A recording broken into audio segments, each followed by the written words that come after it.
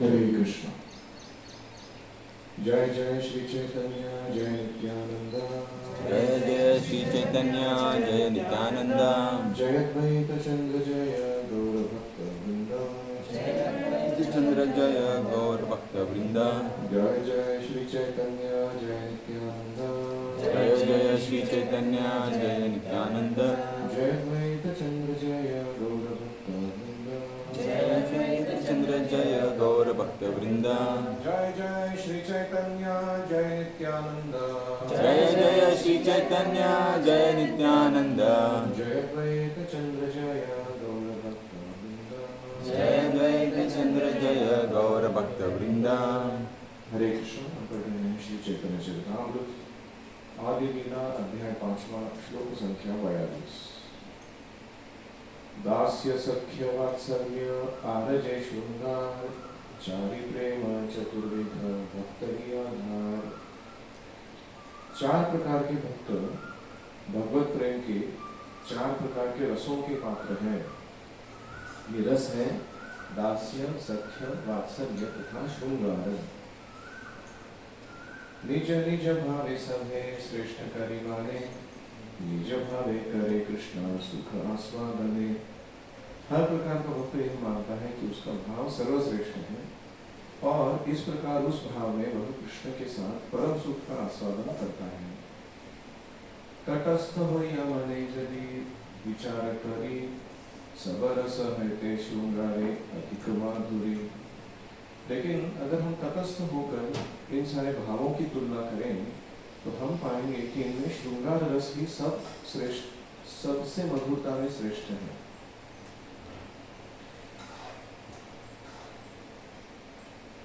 यथोत्तमरसौ स्वाद विशेषोल्लासमय्यपि रतिर्वासनया स्वादी भासते कापि कस्यचित्। उल्लासमयी रति यानी प्रेम विभिन्न स्वादों में एक दूसरे से बढ़कर अनुभव किया जाता है, किंतु जिस रति का स्वाद क्रमशः उच्चतम होता है वह माधुर्य रस के रूप में प्रकट होती है।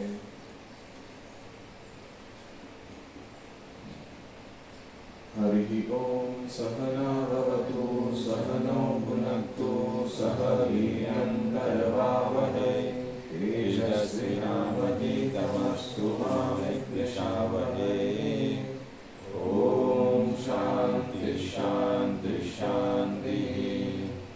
ओम ज्ञानतिमिरन्धस्य ज्ञानाञ्जनशलाकया चक्षुरुन्मीलितं येन तस्मै श्रीगुरवे नमः। जय श्री कृष्ण चैतन्य प्रभु नित्यानंद श्री अद्वैत गदाधर श्रीवासादि गौर भक्तवृंद। हरे कृष्णा कृष्णा कृष्णा हरे हरे, हरे राम राम राम हरे हरे। हरि ओम तत्सत्।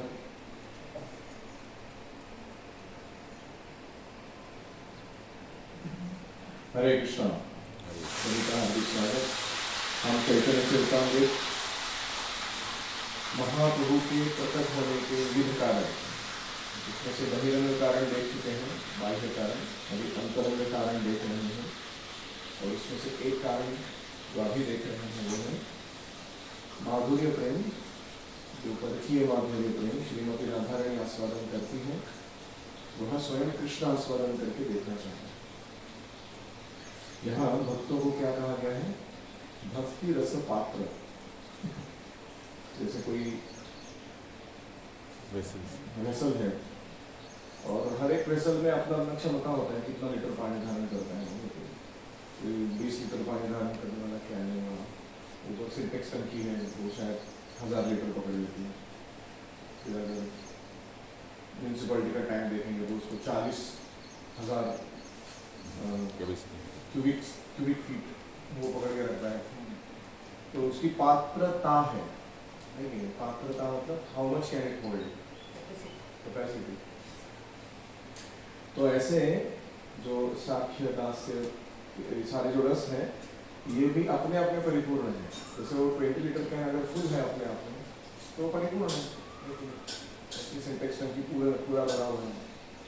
तो हर एक भक्त भक्ति रस का पात्र है, और वो जो भक्ति रस वो जो आस्वादन कर रहा है वो उसकी विशेषता है उस भक्त की। प्रेममयी संबंधों में हमें ऐसा लगता है कि जो व्यक्ति कृष्ण की स्थिति में है, जिनको सब सुख देना चाह रहे हैं, वो सबसे अधिक आनंद लेगा।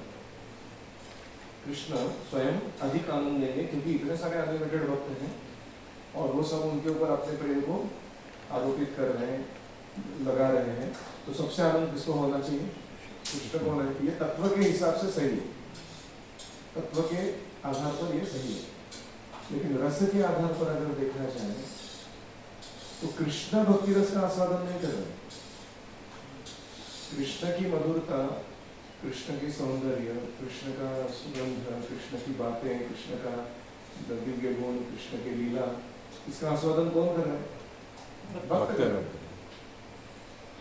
अभी कृष्ण क्योंकि वो इनफाइनाइट है स्वयं, तो उनसे आने वाला ये रस कैसा है? वो भी इनफाइनाइट है, और वो परिपूर्ण मात्रा में उस रस के अंतर्गत दास्य साक्ष्य कौन सबसे ज्यादा एंजॉय कर रहे हैं? वो एक एक इंडिविजुअल डिवोटी, वो जो एक एक भक्त बैठा हुआ है वो आस्वादन कर रहे हैं। तो रस के हिसाब से देखा जाए तो किसका एंजॉयमेंट अधिक है? भक्त का एंजॉयमेंट अधिक है, क्योंकि कृष्ण अनलिमिटेड है तो उनका आस्वादन भी अनलिमिटेड है। उसमें इतनी वैरायटी है, इतना विविधता है, और इतना उसका प्रमाण अधिक है, दोनों क्वालिटी एंड क्वांटिटी बहुत ज्यादा। इसलिए भक्त लोग जो आस्वादन कर रहे हैं कुछ अलग ही लेवल का है।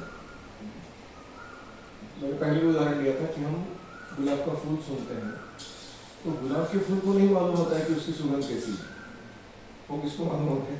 जो सुनने वाला उसको मालूम। इसलिए कृष्ण को मालूम नहीं है कि भक्त लोग क्या आस्वादन कर रहे हैं उनमें, वो मिसिंग है उनके पास, वो भक्त के पास परिपूर्ण मात्रा में है। और इसलिए ये जो ट्रांसेंडेंट जो कॉम्पिटिशन चल रहा है दोनों के बीच में, स्पर्धा चल रही है कि कौन किससे अधिक प्रेम करेगा, और उस प्रेम को अर्पण करते समय कौन से गुणों का या रसों का आस्वादन कौन अधिक करेगा,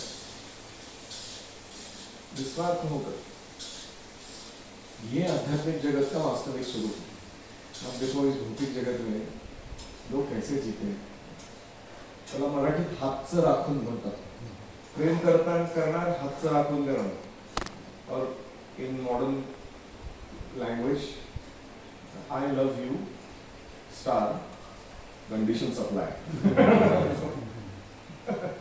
conditions apply, provided you feed my ego, provided you appreciate me, provided you have money, provided you have got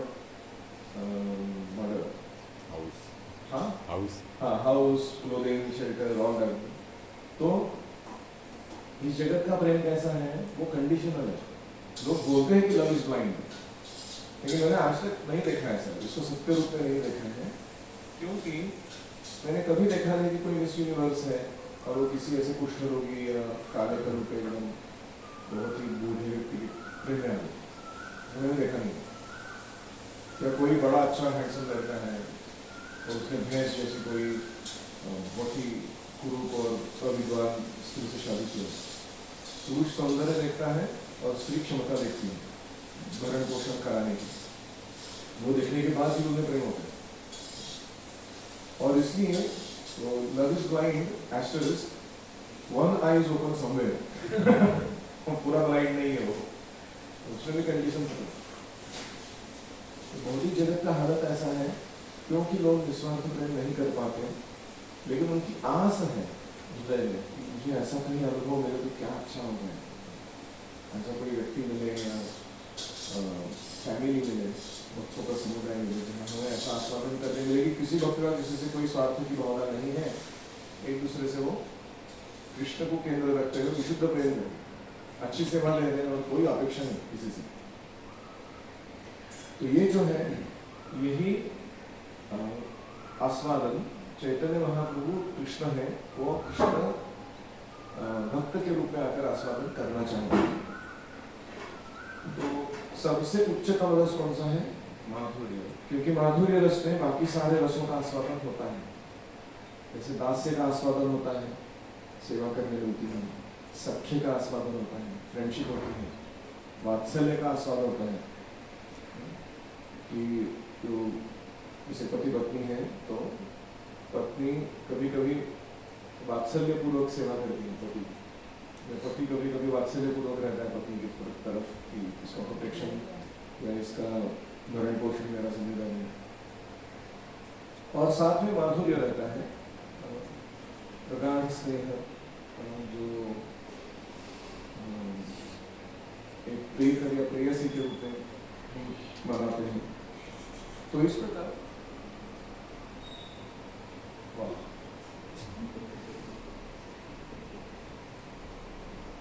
गृहस्थ आश्रम, आश्रम का अर्थ है कि सारे जीवों का शेयर करो।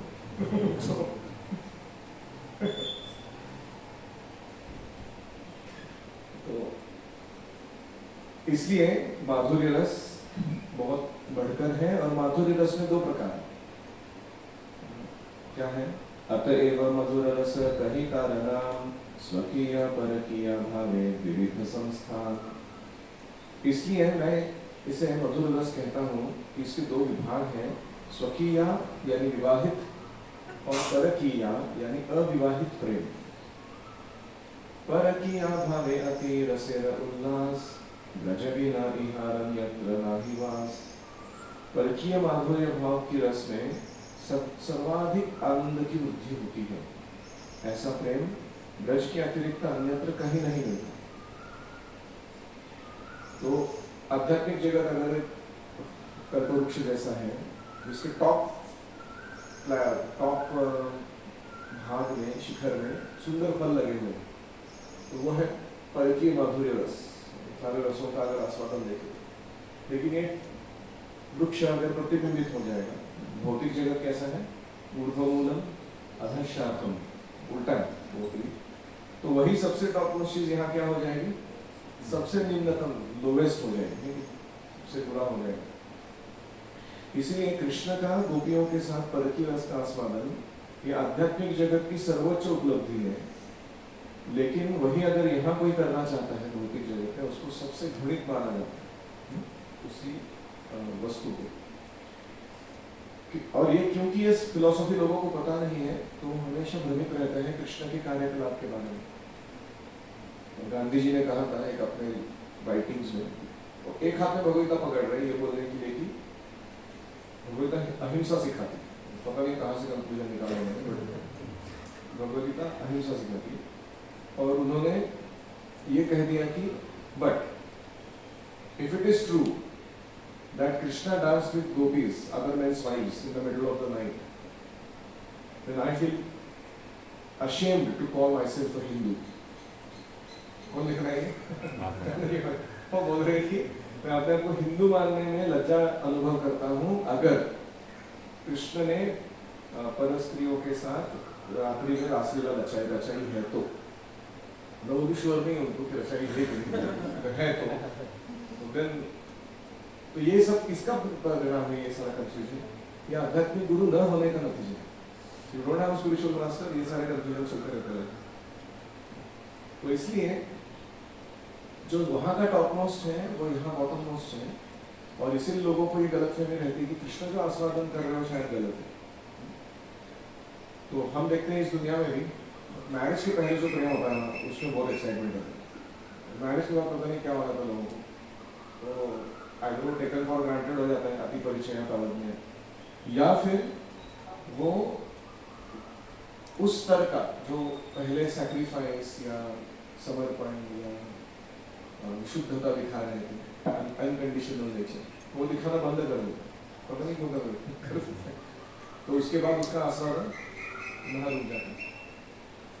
तो इसलिए कृष्णा's love with gopis, that romance is at its peak, वो सबसे सर्वोत्तम है, ना केवल कृष्ण के लिए, वो उन भक्तों के लिए भी सर्वोत्तम है।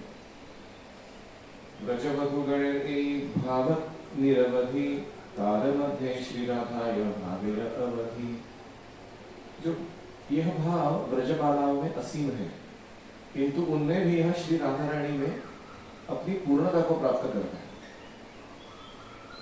यानी सारी गोपियों का जो माधुर्य प्रेम है, परखीय माधुर्य प्रेम, उसको अगर एकत्र किया जाए पूरा, उसका स्रोत कौन है, वो राधा रानी। प्रौढ़ निर्मल भाव प्रेम सर्वोत्तम कृष्णेर माधुर्य रस आस्वाद कारणानि। उनका शुद्ध परिपक्व प्रेम अन्य सभी के प्रेम को पार कर जाता है। उनका प्रेम कृष्ण द्वारा माधुर्य रस की मधुरता का आस्वादन किए जाने के कारण है। अतएव से भाव अंगीकार करे साधिले न निज वांछा गौरांग श्री हरि। इसलिए गौरांग महाप्रभु ने, जो साक्षात श्री हरि है, राधा के भावों को स्वीकार किया और इस तरह अपनी निजी इच्छाओं की पूर्ति की।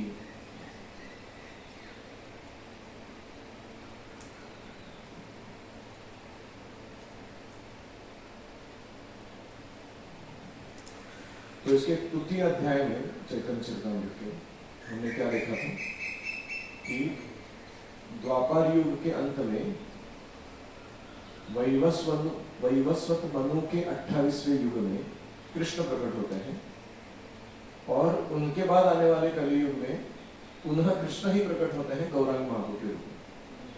अन्य समय में कौन आते हैं?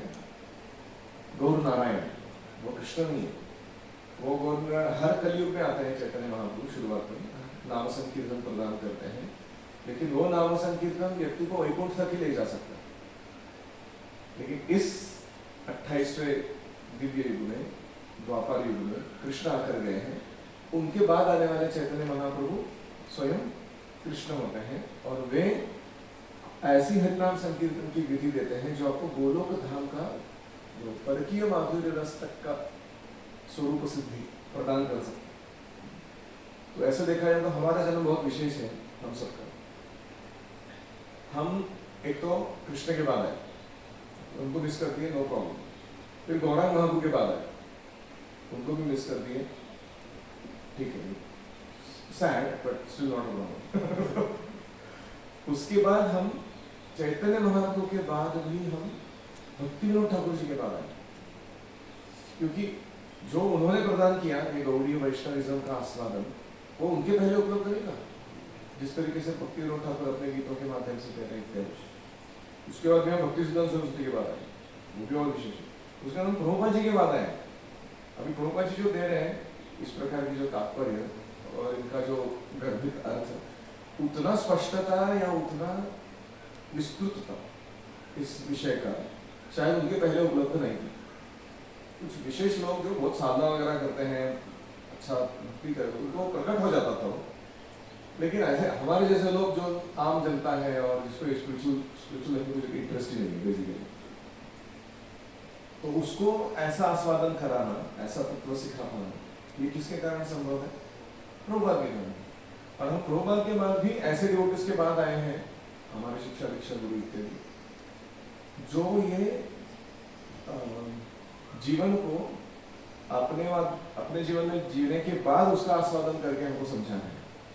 तो इसका अर्थ ऐसा है कि अगर भगवत प्रेम एक परिपक्व फल है, तो जितने तोते उस पर चोट मारेंगे उतना उस फल का मिठास बढ़ता जाएगा और उसका महा महा महा महा महा महा जो भी है प्रसाद जो हमें मिलेगा, तो हमारा आस्वादन जो है हमारे से पूर्वज जो आकर भक्त गए उनके आस्वादन से अधिक है। इंटरेस्टिंग है ना कि दासानुदास बनने से आप भगवत प्रेम का विशुद्ध आस्वादन जो है वो पूर्वज व्यक्तियों से भी अधिक मात्रा में कर सकते हैं, because of becoming server for the server. तो जितना व्यक्ति नीचे है उतना उसका आस्वादन अधिक है। ये ऐसा वो उल्टा अजीब मैथमेटिक्स है स्पिरिचुअल लाइफ में। जनरली मटेरियल लाइफ में कैसा होता है कि तुम किसी के दास बोलोगे तो तुमको परेशानी होता है, चांस नहीं मिला मेरे को किसी का बॉसिंग करने का। आध्यात्मिक जगत में उल्टा है और इसलिए हमको ना बड़ा खुश रहना चाहिए अपने स्पिरिचुअल लाइफ में। पहले ही जो मिला है वो औकात के कई गुना ज्यादा है, और ऊपर से अगर हम सीख लें इन चीजों को अच्छे से, हम भी आस्वादन कर सकते हैं इन रसों का, और वो भी इतने विशुद्ध और पूर्ण मात्रा में कि उसकी तुलना किसी भी अन्य युग के भक्तों के साथ नहीं हो सकती। Can you believe that? हम लोग कितने मतलब कलयुग के गए गुजरे लोग हैं, लेकिन महाप्रभु की कृपा कैसे विपरीत है कि जितना निम्न व्यक्ति होता है उतना अधिक कृपा पहुंचती है वहां पे। ऐसा उनका पापी तापी जगत छिलो हरिनामे उद्धारिलो तार साक्षी जगाई बधाई। तो नित्यानंद प्रभु का क्या है, उनका मैथमेटिक्स अलग है। जिधर सबसे पतित अवस्था है, सबसे गया गुजरा व्यक्ति, उसको सबसे अधिक कृपा मिलती है। तो इसलिए हमारे पास दोनों प्रूफ है अभी। एक प्रूफ मैंने कह दिया कि we are getting to enjoy that which is unenjoyable और not that enjoyable by so many other devotees. ये प्रूफ दिया मैंने। दूसरा मैंने क्या बोला, दैट वी आर 100% फॉलन। इसका प्रूफ है कि इतने पतित है हम लोग, इसीलिए इतना आस्वादित कर पा रहे हैं अगर हम नित्यानंद गुरु की कृपा को स्वीकार करते हैं। तो दोनों में हमें डाउट नहीं होना चाहिए that we are getting the best and we are the worst. कोई डाउट ही नहीं होना चाहिए। ऐसा नहीं आई डिजर्व इट, मैं बहुत विशेष था, मैंने ब्राह्मण परिवार में जन्म लिया, मैंने ऐसा किया वैसा किया, तो उसके कारण कुछ नहीं हुआ। शेयर मर्सी, शुद्ध कृपा हमें मिल रही है। तो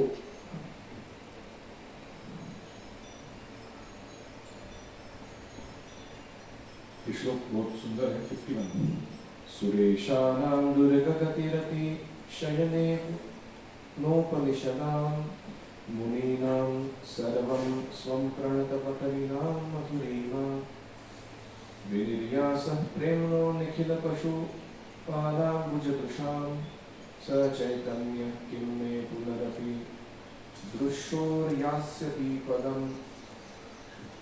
भगवान चैतन्य देवताओं के आश्रय है, उपनिषदों के लक्ष्य है, समस्त मुनियों के सर्वस्व है, अपने भक्तों के सुंदर आश्रय है और कमल नयनी गोपियों के प्रेम के सार है।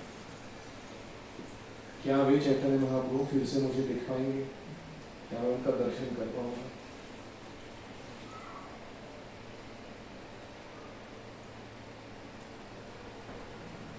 अपारं कस्यापि प्रणयीजना गन्धस्य कुतुकी रसस्तो मधुत्वा मधुरम् उपभोक्तुं तमपि तुल्यः रुचं स्वामावग्रे द्युतिमिहं तदिया प्रकटयन् सदैवश्चैतन्यकृतिरतितरां नः कृपयतु। भगवान कृष्ण ने अपनी असंख्य प्रेमिकाओं में से एक श्री राधा के असीम अमृतमय प्रेम का रसास्वादन करना चाहा, अतएव उन्होंने चैतन्य महाप्रभु का स्वरूप धारण किया है। उन्होंने अपने कृष्ण वर्ण को छिपाकर श्री राधा का तेजमय गौर वर्ण धारण कर उस प्रेम का आस्वादन किया। वे भगवान चैतन्य हमें अपना अनुग्रह प्रदान करें। स्तवमाला है रूप गोस्वामी का लिखा हुआ, उसमें ये दूसरा और तीसरा चैतन्याष्टक नाम का श्लोक है।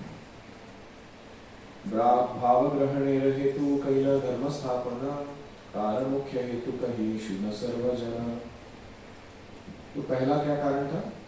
उल्लासमय प्रेम स्वीकार करना, माधुर्य प्रेम परखी माधुर्य प्रेम का आस्वादन करना। इसके लिए महाप्रभु प्रकट हुए और इन्होंने इस युग के लिए धर्म की पुनः स्थापना की। अब मैं उस कारण की व्याख्या करूंगा, कृपया हर कोई ध्यान से सुनिए। मूल हेतु आगे श्लोकेर कैला अभ्या आभास एवे कही से श्लोकेर अर्थ प्रकाश। उस श्लोक के विषय में संकेत करने के बाद जिसमें भगवान के अवतार लेने का प्रमुख कारण वर्णन हुआ है, अब मैं उसका पूर्ण अर्थ प्रकट करूंगा। जो श्लोक पहले भी एक बार आ चुका है। राधा कृष्ण प्रणय विकृतिर्धादिनी शक्तिरस्मात् एकात्मानावपि भुवि पुरा देहभेदं गतौ तौ चैतन्याख्यं प्रकटमधुना तद्वयं चैक्यमाप्तं राधा भावद्युति सुवदितं नौमि कृष्णस्वरूपम्।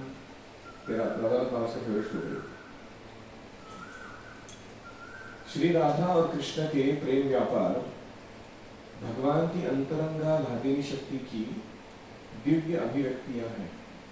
लादिनी शक्ति अभिव्यक्त होती है, प्रकट होती है इसके रूप में राधा कृष्ण के प्रेम संबंधों में। यद्यपि राधा तथा कृष्ण अपने स्वरूपों में एक है, यानी एक ही व्यक्ति है, दो रूपों में है, किंतु उन्होंने अपने आप को शाश्वत रूप से पृथक कर लिया है। I separate myself from myself to enjoy myself। समझ गया कुछ? मैं अपने आप से विलग करता हूँ ताकि मैं अपने आप को एंजॉय कर सकूं। कृष्ण का काम चल रहा है। तो अब ये दोनों यानी राधा कृष्ण दिव्य स्वरूप पुनः श्री कृष्ण चैतन्य के रूप में संयुक्त हुए हैं। तो राधा कृष्ण परिपूर्ण है, लेकिन क्योंकि वो ओरिजिनल व्यक्ति टू फॉर्म में थे ना, अब वो दो फॉर्म पुनः कंबाइन हो जाएंगे तो ज्यादा परिपूर्ण होगा कि नहीं होगा। तो इसलिए वो कह रहे हैं कि ये दोनों पुनः श्री कृष्ण चैतन्य के रूप में संयुक्त हुए हैं।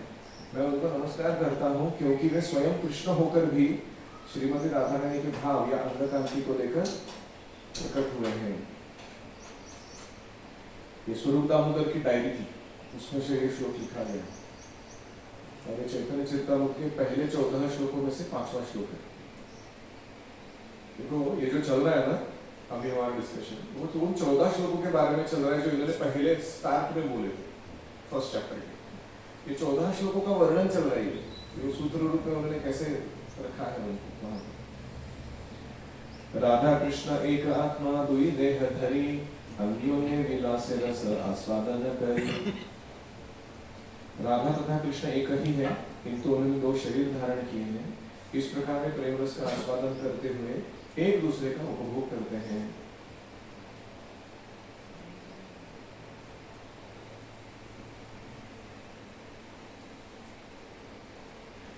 से दुई एक एवे चैतन्य गोसाय रस आस्वादिते देहि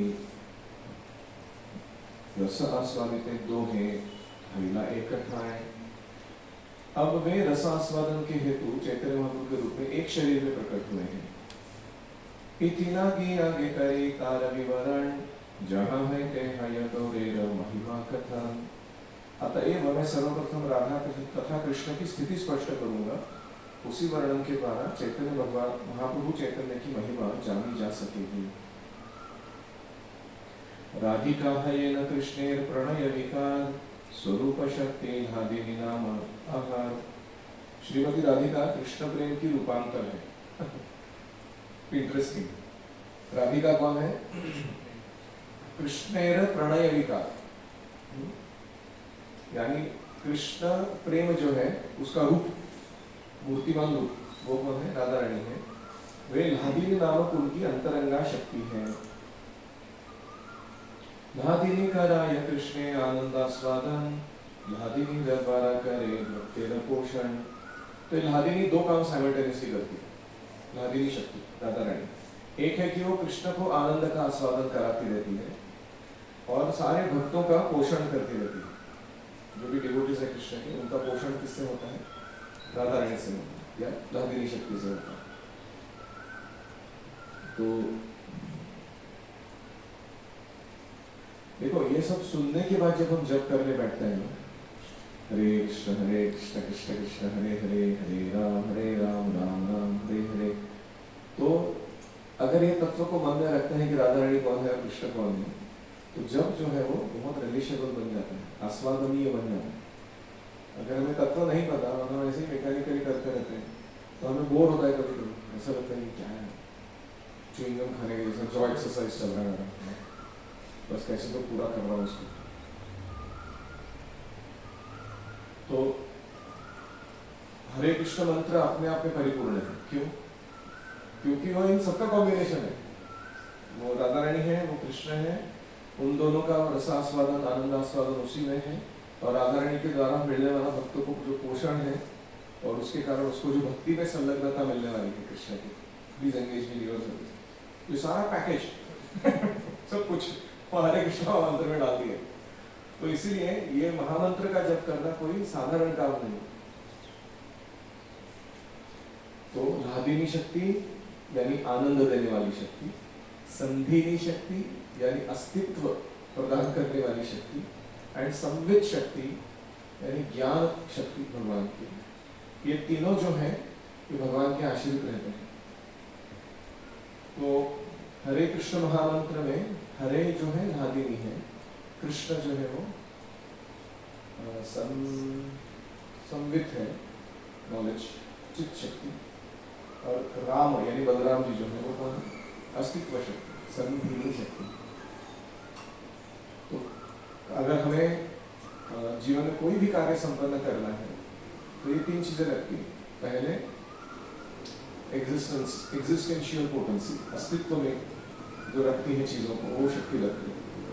स्टैंड अस्तित्व में है, बुजुर्ग अस्तित्व में है, पहले अस्तित्व में होना चाहिए। फिर उसको कैसे कृष्ण की सेवा में लगाना है उसका ज्ञान चाहिए, तो संवित शक्ति। और जब वस्तु जो अस्तित्व में है उसको ज्ञान के द्वारा, भक्ति के ज्ञान के द्वारा कृष्ण की सेवा में लगाते हैं, तो जो आता है वो है आनंद, लादिनी शक्ति। तो ये सर्कल कंप्लीट हो जाता है। हमारा अस्तित्व, सभी का अस्तित्व ज्ञान के द्वारा कृष्ण की सेवा में लगाने से जो आनंद आता है वो सच्चित आनंद, ये हमारी अवस्था को पूर्ण बना देता। और यही हरे कृष्ण महामंत्र में जब हम जप कर रहे हैं तो ये तीनों शक्तियों को हम इन्वोक को क्या कहते हैं? प्रकट हो जाए वो, इसलिए आवाहन कर रहे हैं। Sometimes I get excited. वापस लिखता हूँ मैं क्या बोल रहा हूँ।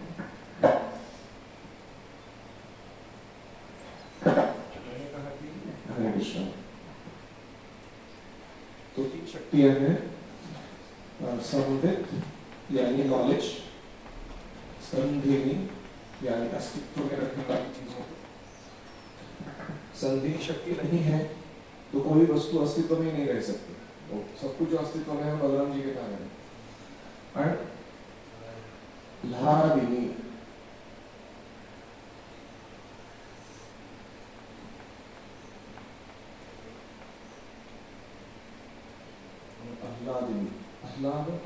आह्लादनम। तो संवेद क्या है? ज्ञान, ये है अस्तित्व, और ये क्या प्रदान करती है? आनंद। ठीक है? तो ये कौन है? ये कृष्ण है, इसके अधिष्ठाता, इसके हैं बलराम जी, और इसके हैं राधा।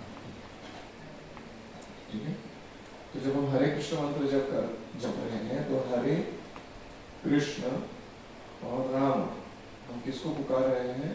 हम ये तीनों शक्तियों को इन्वोक कर रहे हैं उसके द्वारा, जिससे हमारा जो अस्तित्व है वो सच्चिदानंदमय हो जाएगा।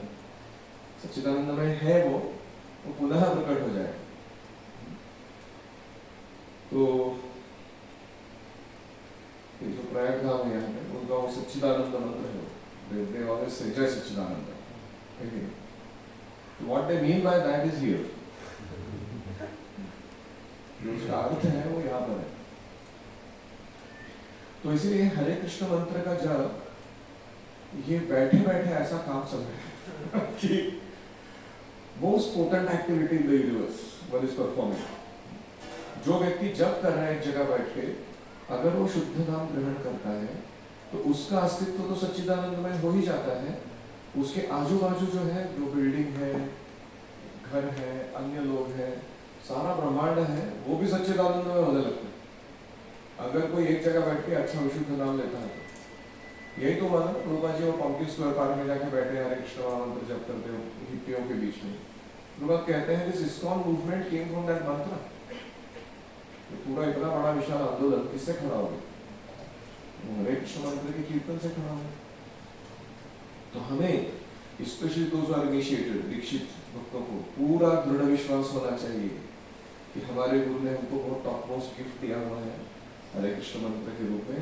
हमें उसको बहुत संभाल कर रखना है आजीवन, और उसके साथ कभी अनादर या क्या कहते हैं, निग्लेक्ट, नेग्लिजेंस के साथ पेश नहीं आना वो गिफ्ट के साथ। और बाकी जो दीक्षा नहीं हुए हैं वो प्रिपेयर कर रहे हैं, वो गिफ्ट को स्वीकार करो मैं हरिनाम को मेरे गुरु के मुख से, तो उन्हें भी उसको सावधानी से ग्रहण करना चाहिए। इस प्रकार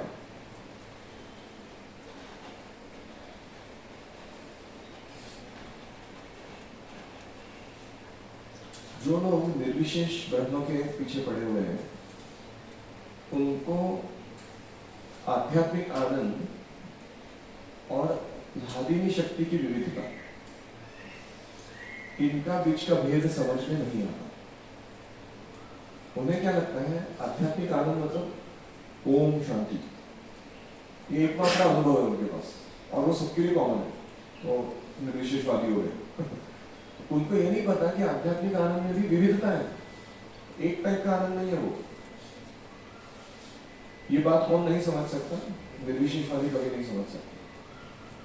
जो भक्त बनता है वो समझता है कि अरे आध्यात्मिक आनंद में भी इतनी विविधता है। और इसलिए हमें प्रभुपाद जी को बहुत धन्यवाद देना चाहिए, क्योंकि इन्होंने स्पिरिचुअल लाइफ का ऐसा रूप हमारे सामने रख दिया है जो शायद किसी भी स्पिरिचुअलिस्ट ने आज तक नहीं रखा होगा। कॉन्टेम्परेरी मैं बोल रहा हूँ, तो बहुत सारे लोग हैं अमेरिका प्रचार करने वगैरह, लेकिन उनके फिलॉसफी, कल्चर या अप्रोच में इतना क्लैरिटी और इतना जो क्वांटिटी ऑफ हैप्पीनेस जिसको कहेंगे वो नहीं है उनके टीचिंग्स में। सच्चिदानंद पूर्ण कृष्ण स्वरूप एक चित्चितार धरे तीन रूप। तो कृष्ण जो है उनका शरीर सच्चित आनंद मय है, उनकी एक ही आध्यात्मिक शक्ति इन तीन रूपों में प्रकट हुई है। यानी कृष्ण स्वयं कौन है? सत चित आनंद, ये कृष्ण स्वयं है। उन्हीं से ये तीनों शक्तियां आई हैं। उन शक्तियों के प्रकटीकरण के रूप में सारा भौतिक और आध्यात्मिक जगत की रचना हुई है। और इस भौतिक जगत में रहते हुए अगर हम हरे कृष्ण मंत्र का अभ्यास करते हैं तो हम भी हमारा जो सच्चित आनंद स्वरूप है भगवान की सेवा में वो पुनः प्राप्त कर लेते हैं। ओम हरे कृष्णा कृष्णा कृष्णा हरे हरे, हरे राम राम राम हरे हरे, हरि ओम तत्सत। श्रील प्रभुपाद की जय। Any comments, questions, reflections? यहाँ पे बलराम जी को इंडिकेट करते हैं।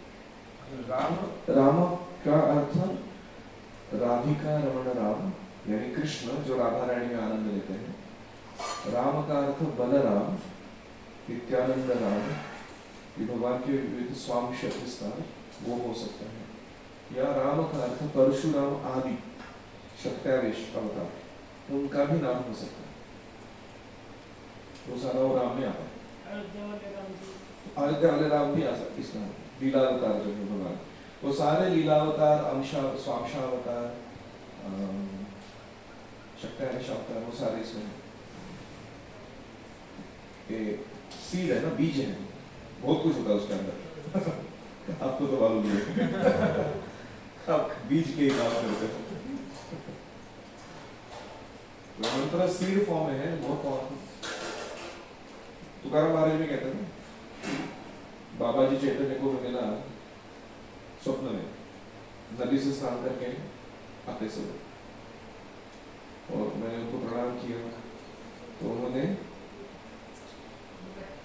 मुझे मंत्र और माला प्रदान की जप करने के लिए। उन्होंने कहा कि मंत्र जपो राम कृष्ण हरि। वो कौन थे? बाबा जी चैतन्य, वो चैतन्य महाप्रभु थे। उन्होंने मंत्र कौन सा दिया? महामंत्र दिया। तो उन्होंने जय जय राम कृष्ण हरि, ये जो मंत्र है वो सीड फॉर्म है, वही मंत्र है, महामंत्र है, बीज मंत्र।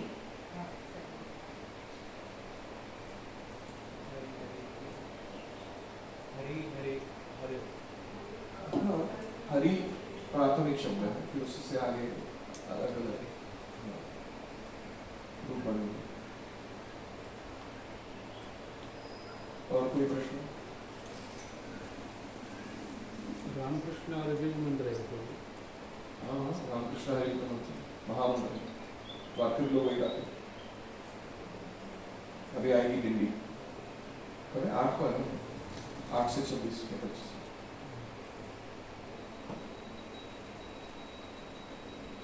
ठीक है, just tell me one point from the class. आपने क्या सुना उसमें से जो आप याद है या अच्छा लगा वो बताइए।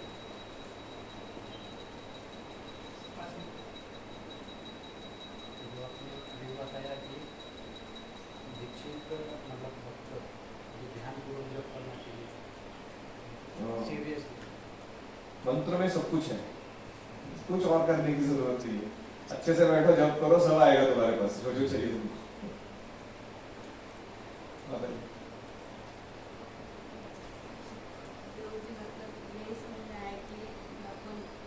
कृष्ण और अपन बलराम जो आनंद प्रदान के लिए राधा रानी, ये सब एक ही है। Any point to remember of relation?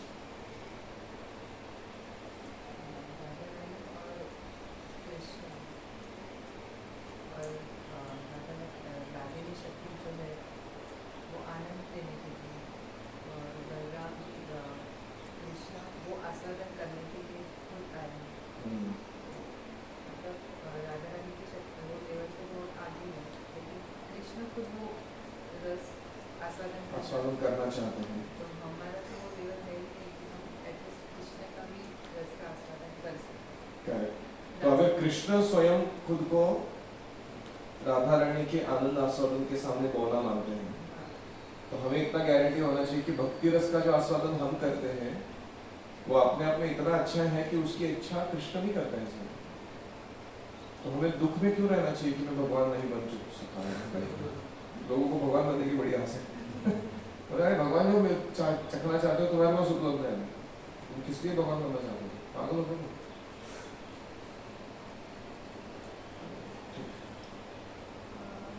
दासों के दास होने के लिए हमें इतना ही अधिक आस्वादन, हाँ, दासानुदास बनने पर अधिक आस्वादन मिलता है। और वो उसका स्पिरिचुअल मैथमेटिक्स अलग रूप से चल रहा है। मंत्र जो हम जब करते हैं तो कभी कभी ऐसा हो जाता है कि वो मतलब रिचुअलिस्टिक हो जाता है, करना है तो करना है। तो पहले भी आपने जो हरिनाम से ली थी उससे भी बहुत फर्क पड़ा था, और बीच बीच में कैसे गाड़ी थोड़ी सी हट जाती है। तो अभी ये फिर से एक बार ध्यान में आ गया कि नहीं, यही सार है यही करना है। चैतन्य महाप्रभु के प्रकट होने का एक अंतरंग कारण है कि वो राधा रानी के माधुर्य रस का आस्वादन करते हैं। अंतरंग कारण समझ में आया। भक्ति रस पात्र है। भक्त सारे भक्ती रस के पात्र हैं। फिर मराठवाले ने कसला पात्र आहे वो वाला नहीं नसल। तो और इसलिए ये सारे वेसल्स है, भक्ति रस भरा हुआ है इनके अंदर। तो हमको इनके साथ बहुत सावधानी से डील करना चाहिए, अपराध नहीं करना चाहिए। जैसे कांच की कुछ वेसल्स होते हैं, हैंडल के होता है, भक्त लोग भी ऐसी। राधा रानी, बलराम जी और कृष्ण, ये तीनों रूप एक ही है। हाँ। कृष्ण एक ही है। कृष्ण के ही विस्तार है सारे। और ये थोड़े टाइम पहले मैंने आपका एक लेक्चर सुना था जिसमें हमने बीज मंत्र के बारे में बात किया था गुरुकुल में। तो आज ये क्लियरिटी हो रही है कि बीज मंत्र में जो 3 मंत्र हैं, कृष्ण, हरे और राम, उसका जो अभी क्लियरली आपने इंडिकेशन किया है कि तीनों को कैसे बाइफर्केशन करके वो जो तीनों शक्ति को मिला के जो हरे कृष्ण महामंत्र बनता है वो कैसे पावरफुल बनता है इच्छा में। कृष्ण का जो स्वरूप है, जो हम हरे कृष्ण महामंत्र बोलते हैं, उसमें सब आ जाता है। हरे कृष्ण महामंत्र की साधना ये परिपूर्ण साधना है, सारे साधनाओं में श्रेष्ठ है।